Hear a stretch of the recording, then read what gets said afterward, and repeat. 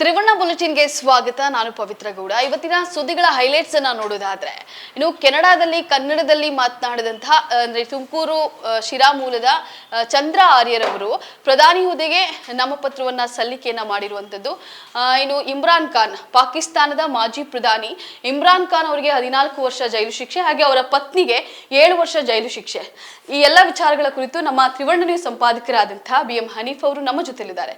ಬನ್ನಿ ಅವ್ರ ಹತ್ರ ಕೇಳಿ ತಿಳ್ಕೊಳ್ಳೋಣ. ಏನಿದೆ ಪವಿತ್ರ?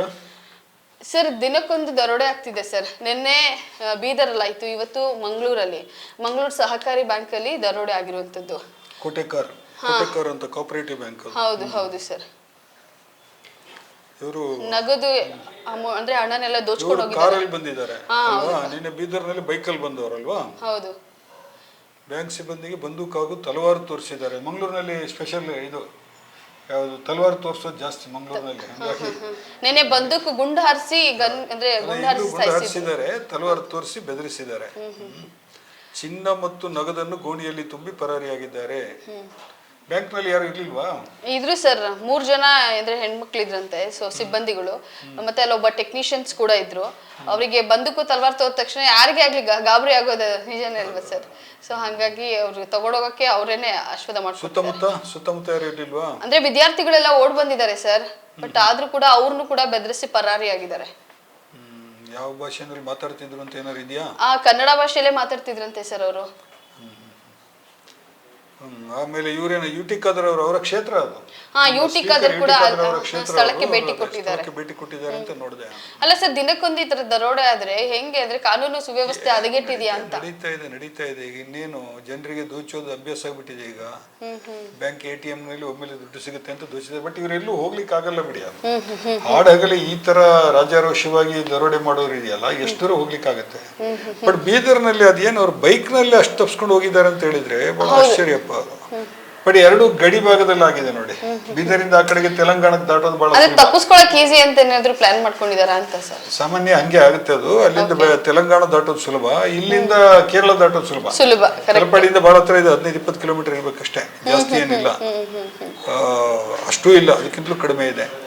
ನೋಡೋಣ ಪೊಲೀಸರು ಏನ್ ಮಾಡ್ತಾರೆ ನೋಡೋಣ. ಹಿಡಿತಾರೆ 2 ದಿನ 3 ದಿನ ತಪ್ಪಿಸ್ಕೊಳ್ತಾರೆ, ಆಮೇಲೆ ಹಿಡಿತಾರೆ. ಮತ್ತೆ ಈ ನೋಟ್ಗಳನ್ನ ತಗೊಂಡೋದ್ರೆ ಅದು ನಂಬರ್ಗಳಲ್ಲಿ ಇರ್ತಾವಲ್ಲ ಅದ್ರಲ್ಲಿ, ಅದು ಸರ್ ಒಂದ್ ವೇಳೆ ಅದನ್ನ ಒಂದು 10-20 ವರ್ಷ ಆದ್ಮೇಲೆ ಎತ್ತಿಟ್ಟು ಅದಾದ್ಮೇಲೆ ಯೂಸ್ ಮಾಡ್ಕೊಳ್ತಾರೆ. ಯಾರು ಅಷ್ಟು ತಲೆ ಇರೋರು ಇದ್ದಾರೆ. 20 ವರ್ಷ ಇಟ್ಕೊಂಡು ಏನ್ ಮಾಡ್ತಾರೆ ಅವರು? ಅವ್ರಿಗೆ ಅರ್ಜೆಂಟಿಗೆ ಬೇಕು ಅಂತ ದರೋಡೆ ಮಾಡುತ್ತಾನೆ. ಅಲ್ಲ, ದರೋಡೆಕೋರರು ಏನ್ ಬೇಕಾದ್ರೂ ಪ್ಲಾನ್ ಮಾಡ್ಕೊಂಡಿರ್ಬೋದು. ಸುಮ್ನೆ ಅವ್ರಿಗೆ ಅರ್ಜೆಂಟಿಗೆ ದುಡ್ಡು ಬೇಕಾಗಿದೆ, ದೋಚಿದ್ದಾರೆ. 20 ವರ್ಷ ಯಾಕೆ ಇಡ್ತಾರೆ ಅವರು? ಒಂದ್ ವೇಳೆ ಹಂಗಾದ್ರೆ ಅಂದ್ರೆ ಅದು ಕಣ್ ತಪ್ಪೋಗುತ್ತೆ ಅಂದ್ರೆ ಕೈ ಚೆಲ್ಲ. ಅದ್ ಹೆಂಗಾಗುತ್ತೆ ನಿಮ್ಗೆ? ಅಲ್ಲಿ ಲೆಕ್ಕ ಇರುತ್ತಲ್ವ, ಅಲ್ಲಿ ಅವ್ರ ನೋಟನ್ನ ಯಾವ್ದು ಬ್ಯಾಂಕ್ ಅಲ್ಲಿ ಇರುವಂತ ನೋಟ್ಗಳದ್ದು ನಂಬರ್ಗಳು ಗೊತ್ತಿರ್ತವೆ ಅವರಿಗೆ. ಓಕೆ.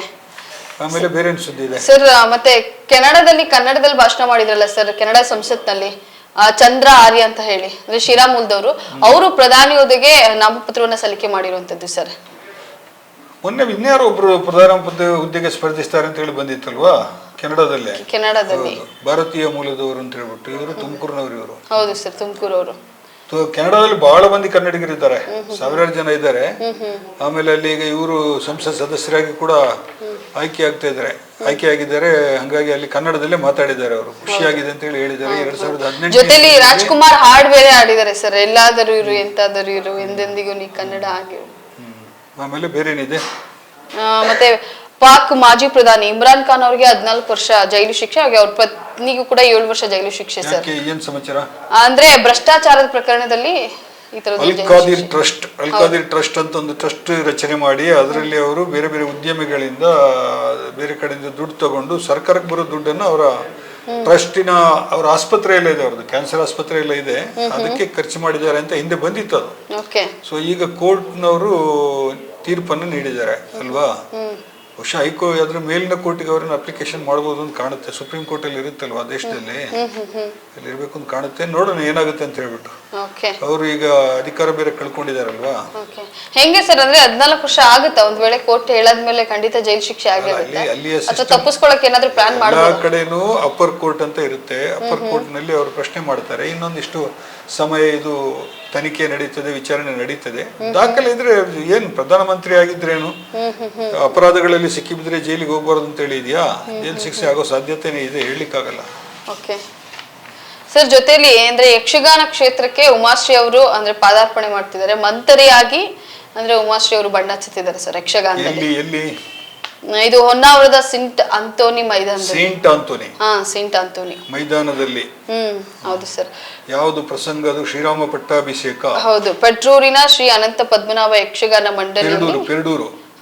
ಪೆರಡೂರು ಅಂದ್ರೆ ಉಡುಪಿ ಜಿಲ್ಲೆ. ಪೆರಡೂರಿನ ಅನಂತ ಪದ್ಮನಾಭ ಯಕ್ಷಗಾನ ಮಂಡಳಿ ಅಂತ ಬಹಳ ಫೇಮಸ್ ಅದು. ಸರ್ ಇವರು ಅಂದ್ರೆ ಈಗ ಕಿರುತೆರೆಯಲ್ಲಿ, ಹಿರಿತೆರೆಯಲ್ಲಿ, ಜೊತೆಲಿ ಬೇರೆ ಬೇರೆ ಕ್ಷೇತ್ರಗಳಲ್ಲೆಲ್ಲ ಮಿಂಚಿದ್ದಾರೆ ಸರ್. ಇವರು ರಾಜಕಾರಣಿನೂ ಹೌದು, ಬಟ್ ಯಕ್ಷಗಾನ ಇದೇನು ಫಸ್ಟ್ ಟೈಮ್ ಅವರು ಹೋಗ್ತಾರಂತದ ಹೇಗೆ ಸರ್? ಹೌದು, ಫಸ್ಟ್ ಟೈಮ್. ಇದುವರೆಗೆ ಯಕ್ಷಗಾನದಲ್ಲಿ ಮಾಡಿದ್ದು ವರದಿಲ್ಲ, ಇದೇ ಫಸ್ಟ್ ಟೈಮ್ ಮಾಡಿದ್ದಾರೆ. ಅವರು ಬಹಳ ಹಿರಿಯ ನಟಿ ಅಲ್ವಾ, ತುಂಬಾ ಹಳೆ. ಬಟ್ ಏಜ್ ಎಲ್ಲ ಆಗಿರಲ್ಲ ಸರ್. ಮಹದೇವ್ ಅವರ ಒಡಲಾಳ ನಾಟಕದಲ್ಲಿ ಅವರ ಪಾತ್ರ ನೋಡಿದ್ರೆ ನೀವು? ನೋಡಿ, ಅದು ರಂಗಶಂಕರದಲ್ಲಿ ಆಗಾಗ ಆಗ್ತಾ ಇರುತ್ತೆ, ಹಿಂದೆ ಬಹಳ ಸಲ ಆಗಿದೆ. ತುಂಬಾ ಅದ್ಭುತವಾದಂತ ಪಾತ್ರ ಮಾಡಿದ್ದಾರೆ, ಸಾಕವ್ವ ಅಂತ ಹೇಳ್ಬಿಟ್ಟು. ಆಮೇಲೆ ತುಂಬಾ ನಾಟಕಗಳಲ್ಲಿ ನಟಿಸಿದ್ದಾರೆ, ಸಿನಿಮಾಗಳಲ್ಲಿ ಶಾಸಕಿಯಾಗಿ ಸಚಿವೆಯಾಗಿ ಕೂಡ ಕೆಲಸ ಮಾಡಿದ್ದಾರೆ. ಕನ್ನಡ ಸಂಸ್ಕೃತಿ ಇಲಾಖೆ ಸಚಿವೆಯಾಗಿದ್ರು. ಬಹಳ ಬಹುಮುಖ ಪ್ರತಿಭಾವಂತೆ ಅವರು ಉಮಾಶ್ರೀ ಅವರು. ಅಂದ್ರೆ ಜಿ ಕನ್ನಡದಲ್ಲಿ ಪ್ರಸಾರ ಆಗಂತ ಪುಟ್ಟಕ್ಕನ ಮಕ್ಕಳಲ್ಲೂ ಕೂಡ ಅವರು ಅಂದ್ರೆ ಪಾತ್ರ ಮಾಡ್ತಿದ್ದಾರೆ ಸರ್. ಇಷ್ಟೇನಾ? ಜೊತೆಲಿ ಸರ್ ನೋಟಿಸ್ ಕೊಟ್ಟಿದ್ದು ಗೊತ್ತಿಲ್ಲ, ಯಾರೋ ವದಂತಿಯನ್ನ ಹಬ್ಬಿಸ್ತಾ ಇದ್ದಾರೆ. ಅಂದ್ರೆ ಸಚಿವ ಸತೀಶ್ ಜಾರಕಿಹೊಳಿ ಅವ್ರಿಗೆ ನೋಟಿಸ್ ಕೊಟ್ಟಿದ್ದಾರೆ ಅಂತ ಹೇಳಿ ಒಂದು ಟಾಕ್ ಸರ್. ಸೊ ಅದಕ್ಕೆ ಸುರ್ಜೇವಾಲಾ ಸ್ಪಷ್ಟನೆ ಕೊಟ್ಟಿದ್ದಾರೆ, ನಾವ್ ಯಾವ್ದು ನೋಟಿಸ್ ಕೊಟ್ಟಿಲ್ಲ ಅಂತ ಹೇಳಿ. ಎಲ್ಲಿಗೆ? ಬೆಳಗಾವಿ ಬಂದಿದ್ದಾರೆ. ಬೆಳಗಾವಿಗೆ ಬಂದಿದ್ದಾರೆ. ಸಮಾವೇಶ ನಡೀತದೆ. ಅವರಿಗೆ ಗೊತ್ತಿಲ್ಲ ಅಂದ್ರೆ ಮತ್ತೆ ಹೇಗೆ? ಅಂದ್ರೆ ಅದೇ ಸರ್, ಕೆಪಿಸಿಸಿ ಅಧ್ಯಕ್ಷ ಮಂಜುನಾಥ್ ಭಂಡಾರಿ ಅವರು ಹೇಳಿದ್ದು ಅಲ್ವಾ? ನೀವು ಸೋದವಾಗ ನೀವು ಹೇಳಿದ್ರಿ. ನೀವು ನಾನು ಅವಾಗ್ಲೇ ಹೇಳಿದೆ, ಮಂಜುನಾಥ್ ಭಂಡಾರಿ ಅವರು ಕೆಪಿಸಿಸಿ ಕಾರ್ಯಾಧ್ಯಕ್ಷರ ಅಂತ ಗೊತ್ತಾಗೋದು ಬಹಳ ಅಪರೂಪ. ಏನೋ ಒಂದು ಹೇಳಿದ್ದಾರೆ ಅಂತ ನಿನ್ನೆ ಮಾತಾಡುವಾಗ ನಾವು ಹೇಳಿದ್ವಿ. ಇಲ್ಲ, ಕಾಂಗ್ರೆಸ್ ಒಳಗಡೆ ಬಹಳ ದೊಡ್ಡ ಜಗಳ ನಡೀತಾ ಇದೆ ಅನ್ನೋದು ನಿಜ. ಏನು ಒಂದು ಕಡೆಯಿಂದ ನವೆಂಬರ್ ಡಿಸೆಂಬರ್ನಲ್ಲಿ ಮುಖ್ಯಮಂತ್ರಿ ಪಟ್ಟ ಬಿಟ್ಕೊಡ್ಬೇಕು, ಈ ಎರಡನೇದೀಗ ಕೆಪಿಸಿಸಿ ಅಧ್ಯಕ್ಷರ ಅವಧಿ ಮುಗಿದಿದೆ. ಅವಧಿ ಮುಗಿದಿದ್ರೆ ಬೇರೆಯವರನ್ನ ಆಯ್ಕೆ ಮಾಡಬೇಕು ಅನ್ನೋದಂತೂ ಒತ್ತಡ. ಸತೀಶ್ ಜಾರಕಿಹೊಳಿ ಹೇಳಿದ ಮೇಲೆ ಅದಕ್ಕೆ ಪರಮೇಶ್ವರ್ ಅವರು ಕೂಡ ನಿನ್ನೆ ಸಪೋರ್ಟ್ ಮಾಡಿದ್ದಾರೆ. ಅದನ್ನ ಓಪನ್ ಆಗಿ ಹೇಳಿದ್ರೆ ಅದ್ರಲ್ಲೇನು ತಪ್ಪಿಲ್ಲ ಅವ್ರು ಹೇಳಿರೋದ್ರಲ್ಲಿ ಅನ್ನೋ ಮಾತನ್ನ ಹೇಳಿದ್ದಾರೆ. ಸೊ ಬಹುಶಃ ಹೈಕಮಾಂಡ್ ಸ್ವಲ್ಪ ಹೆದರ್ತಾ ಇದೆ, ಯಾಕಂತ ಹೇಳಿದ್ರೆ ಸೀನಿಯರ್ ಮಿನಿಸ್ಟರ್ಗಳೆಲ್ಲ ರಾಜಣ್ಣ ಬೇರೆ ಮಾತಾಡಿದ್ದಾರೆ. ಸರ್ ಇನ್ನೊಂದು ವಿಚಾರ ಅಂದ್ರೆ ಡಿ.ಕೆ. ಸುರೇಶ್ ಅವರಿಗೆ ಆ ಒಂದು ಪಟ್ಟಣ ಕೊಡ್ತಾರೆ ಅಂತ ಹೇಳಿ ಊಹಾಪೋಹದು ನಡೀತಾ ಇರ್ತದೆ, ಹಂಗೆಲ್ಲ ಕೊಡ್ಲಿಕ್ಕೆ ಆಗುತ್ತಾ? ಅದೇ ಇದೆಲ್ಲ ಹೈಕಮಾಂಡ್ ನಿರ್ಧಾರಕ್ಕೆ ಬಿಟ್ಟಿದೆ ಅಂತದ ಹೇಗೆ ಸರ್? ಇದು ಹೇಳ್ತಾರೆ ಹೈಕಮಾಂಡ್ ಹೆದರ್ತಾ ಇದ್ರಲ್ಲ ಈಗ. ಕರ್ನಾಟಕದ ಕಾಂಗ್ರೆಸ್ ನಾಯಕರಿಗೆ ಹೈಕಮಾಂಡ್ ಅವರೇ ಹೆದರುವಾಗಿ ಕಾಣಿಸ್ತಾ ಇದೆ, ಏನೋ ಒಂದು ನಿರ್ಧಾರ ತಗೊಳ್ತಾ ಇಲ್ಲ ಅವರು. ಇದು ಪ್ರತಿದಿನ ಈಗ ಮೊನ್ನೆ ಬಂದ್ರು, ಮಾತಾಡಿದ್ರು, ಮೀಟಿಂಗ್ ಮಾಡಿದ್ರು, ಯಾರು ಮಾತನಾಡಬಾರದು, ಮುಖ್ಯಮಂತ್ರಿ ಬದಲಾವಣೆ ಬಗ್ಗೆ, ಕೆಪಿಸಿಸಿ ಅಧ್ಯಕ್ಷರ ಬಗ್ಗೆ ಯಾರು ಮಾತನಾಡಬಾರದು ಅಂತ ಹೇಳಿ ಮೀಟಿಂಗ್ ನಲ್ಲಿ ಎಲ್ಲ ಹೇಳಿ ಎಲ್ಲರೂ ಚಪ್ಪಾಳೆ ತಟ್ಟಿ ಎಲ್ಲ ಅವ್ರು ಹೋದ್ರು. ಅವರು ಡೆಲ್ಲಿಗೆ ಅವರು ಹೋದ ನೆಕ್ಸ್ಟ್ ಡೇನಲ್ಲಿ ಮತ್ತೆ ಶುರುವಾಗಿದೆ ಅಲ್ವಾ? ಯಾರು ಕ್ಯಾರೆ ಮಾಡ್ತಾ ಇಲ್ಲ ಅಂತ ಕಾಣುತ್ತೆ ಹೈಕಮಾಂಡ್ ಅನ್ನ ಕಾಂಗ್ರೆಸ್ ನಲ್ಲಿ. ಅಥವಾ ಎಷ್ಟು ಜೋರಾಗಿದೆ ಒಳಗಿನ ಪ್ರಾಬ್ಲಮ್, ಒಳಬೇಗುದಿ ಅಂದ್ರೆ ಅದನ್ನ ತನಿಸ್ಲಿಕ್ಕೆ ಯಾವುದೇ ದಾರಿ ಹೈಕಮಾಂಡ್ ಅವರಿಗೆ ಕಾಣಿಸ್ತಾ ಇಲ್ಲ ಅಂತ ಕಾಣುತ್ತೆ. ಬಾಣ ಜಗಳ ಇಲ್ಲಿ ಅಂದ್ರೆ ಮುಂದೆ ಬಂದಿರುವಂತದ್ದಲ್ವಾ ಸರ್? ನೋಡೋಣ ಏನಾಗುತ್ತೆ, ನೋಡೋಣ. ಇವರಿಗೆ ಬಂದು ಹೇಳ್ತಾರೆ ಇವರು. ಆಮೇಲೆ ಅಲ್ಲ ಸರಿ, ಸೀನಿಯರ್ ಮೋಸ್ಟ್ ಲೀಡರ್ ಅಲ್ವಾ ಸತೀಶ್ ಜಾರಕಿಹೊಳಿ. ಕೊಟ್ರೆ ತಪ್ಪೇನಿದೆ ಸರ್? ಅಂದ್ರೆ ಇವಾಗ ಅವಧಿ ಮುಗ್ದಿದೆ, ಅಲ್ಲಿ ಇವರು ಕೇಪಬಲ್ ಇದಾರಲ್ವಾ, ಕೊಡ್ಬೋದಲ್ವಾ ಅಂತ. ಯಾರಿಗೆ? ಸತೀಶ್ ಜಾರಕಿಹೊಳಿ. ನೀವು ನಾನು ಹೇಳಿದ್ರೆ ಆಗುತ್ತೆ ಅದು? ಆಗಲ್ಲಲ್ವಾ? ಯಾರು ಹೇಳ್ಬೇಕು? ಅಲ್ಲಿ ಸಮಸ್ಯೆ ಬಹಳ ಇದೆ. ಅವ್ರು ಹೇಳಿದ್ರು, ಸತೀಶ್ ಜಾರಕಿಹೊಳಿ ಅವರು ಹೇಳಿದ್ರು ಶಾಸಕರೆಲ್ಲ ಸಭೆ ಮಾಡಬೇಕು, ಅವ್ರೆಲ್ಲ ಇದು ಮಾಡಬೇಕು ಅಂತ ಹೇಳ್ಬಿಟ್ಟು ಅಲ್ವಾ? ಜಿಲ್ಲಾಧ್ಯಕ್ಷರು ಶಾಸಕರೆಲ್ಲ ಸಭೆ ಮಾಡಬೇಕು ಅಂತ ಹೇಳ್ಬಿಟ್ಟು ಶಾಸಕರನ್ನ ಕೇಳಿ ಇದು AICC-ನವರು ಯಾವತ್ತಾರು ಅಧ್ಯಕ್ಷರನ್ನ ಮಾಡಿದಾರಾ? ಮುಖ್ಯಮಂತ್ರಿಯನ್ನ ಕೂಡ ಶಾಸಕರ ಸಭೆಯಲ್ಲಿ ಆಯ್ಕೆ ಮಾಡ್ತಾರೆ, ಆದ್ರೆ ಹೈಕಮಾಂಡ್ನವರು ಮೊದಲೇ ಸೂಚನೆ ಕೊಟ್ಟಿರ್ತಾರೆ ಇಂಥವ್ರನ್ನ ಮಾಡಿ ಅಂತ. ಅವಾಗ ಎಲ್ಲ ಶಾಸಕರು ಕೈ ಎತ್ತಾರೆ. ಅಷ್ಟೇ ತಾನೇ ಪ್ರತಿ ಸಲ ಆಗೋದಷ್ಟೇ. ಅದು ಕಾಂಗ್ರೆಸ್ನಲ್ಲೂ ಅಷ್ಟೇ, ಬಿಜೆಪಿನಲ್ಲೂ ಅಷ್ಟೇ. ಡೆಲ್ಲಿನಲ್ಲಿ ಹೈಕಮಾಂಡ್ ಏನ್ ಹೇಳ್ತದೆ ಅದನ್ನ ಇಲ್ಲಿ ಫಾಲೋ ಮಾಡಬೇಕು. ಸಿದ್ದರಾಮಯ್ಯವರು ಮೊನ್ನೆನೆ ಡೆಲ್ಲಿಗೆ ಹೋಗಿ ಬಂದವರು ಡೆಲ್ಲಿಯಿಂದಲೇ ಹೇಳಿಕೆ ಕೊಟ್ಟರು, ಕೆಪಿಸಿಸಿ ಅಧ್ಯಕ್ಷರ ಬದಲಾವಣೆ ಏನಾದ್ರು ಮಾತುಕತೆ ಆಯ್ತು ಅಂತ ಕೇಳಿದಾಗ ಅದು ಹೈಕಮಾಂಡ್ಗೆ ಬಿಟ್ಟದ್ದು ಅಂದ್ರು ಅಲ್ವಾ? ಹೇಳ್ತಾರೆ ಹೈಕಮಾಂಡಿಗೆ ಬಿಟ್ಟದ್ದು ಅಂತಲೂ ಹೇಳ್ತಾರೆ ಕಾಂಗ್ರೆಸ್ನವರು. ಆಮೇಲೆ ಇಲ್ಲಿ ಒಳಗಡೆಯಿಂದ ಒತ್ತಡ ಕ್ರಿಯೇಟ್ ಮಾಡ್ತಾರೆ. ಬಹಳ ದೊಡ್ಡ ಸಮಸ್ಯೆ ಇದು ಕಾಂಗ್ರೆಸ್ ಇದ್ದು. ಬಹುಶಃ ಸ್ವಲ್ಪ ಪಾರ್ಟಿ ಒಳಗಡೆ ತುಂಬಾ ಇದೆಲ್ಲ ಆಗೋ ಸಾಧ್ಯತೆ ಇದೆ. ಇವರು ಏನು ಅದು ಬಿಜೆಪಿ ಅವರು ಪ್ರಚಾರ ಮಾಡ್ತಾ ಇದ್ದಾರೆ, ತಪ್ಪು ಸುದ್ದಿ ಹರಡ್ತಾ ಇದ್ದಾರೆ ಅಂತೇಳಿ ಸುರ್ಜೇವಾಲ ಹೇಳಿದ್ದಾರೆ. ಬಟ್ ಹಾಗಿಲ್ಲ ಅದು ಪರಿಸ್ಥಿತಿ. ಕಾಂಗ್ರೆಸ್ ಒಳಗಡೆ ಸ್ವಲ್ಪ ಬಿಕ್ಕಟ್ಟು ಬಹಳ ದೊಡ್ಡ ಮಟ್ಟದಲ್ಲಿ ನಡೀತಾ ಇದೆ. ಬಹುಶಃ ಡಿಸೆಂಬರ್ ವರೆಗೆ ಇದು ಹೀಗೆ ನಡೆಯೋ ಸಾಧ್ಯತೆಯೂ ಕಾಣಿಸ್ತಾ ಇದೆ. ಅದ್ರ ಮೇಲೆ ಈಗ ಮೂಡ ಕೇಸಿದ ಬೇರೆ ತನಿಖೆ ನಡೀತಾ ಇದೆಯಲ್ಲ, ಸಿದ್ದರಾಮಯ್ಯ ಅವರ, ಅದೊಂದು ನೋಡ್ಬೇಕು, ಅದು ಏನಾಗುತ್ತೆ ಅಂತ ನೋಡ್ಬೇಕು. ಈ ತಿಂಗಳಲ್ಲಿ 27ಕ್ಕೆ ಡೇಟ್ ಕೊಟ್ಟಿದ್ದಾರೆ ಲೋಕಾಯುಕ್ತದವರಿಗೆ ವರದಿ ಮಂಡಿಸೋದಕ್ಕೆ.